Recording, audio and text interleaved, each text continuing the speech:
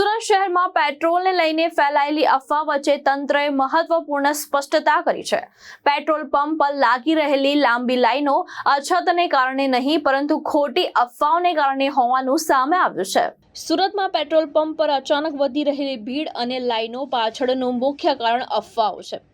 Resident additional collector વિજય રબારીએ લોકોને ખોટી માહિતીથી દૂર રહેવા અપીલ કરી છે। તેમણે સ્પષ્ટ જણાવ્યું કે સુરત શહેર અને જિલ્લામાં પેટ્રોલ અને ડીઝલની કોઈ અછત નથી અને પૂરતો જથ્થો ઉપલબ્ધ છે।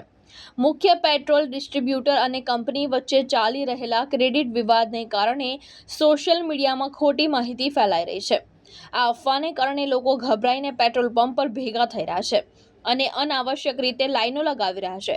તંત્રએ લોકોને અપીલ કરી છે કે ગભરાવાની જરૂર નથી અને માત્ર જરૂરિયાત મુજબ જ પેટ્રોલ ભરાવો।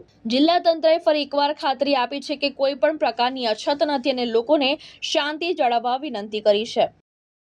હાલની પરિસ્થિતિ જોતા જે રીતે આદરણીય ડેપ્યુટી સીએમ સાહેબે જે રીતે પ્રેસ કોન્ફરન્સમાં જણાવ્યું એ મુજબ સુરત શહેર અને સુરત જિલ્લામાં આવી કોઈ અછત ઊભી થઈ નથી।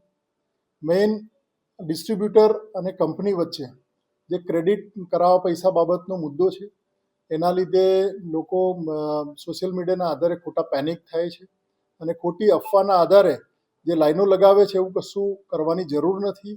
શાંતિથી પૂરતો જથ્થો અવેલેબલ છે અને શાંતિથી પોતે પોતાની રીતે જથ્થો અલગ રીતે મેળવી શકે છે।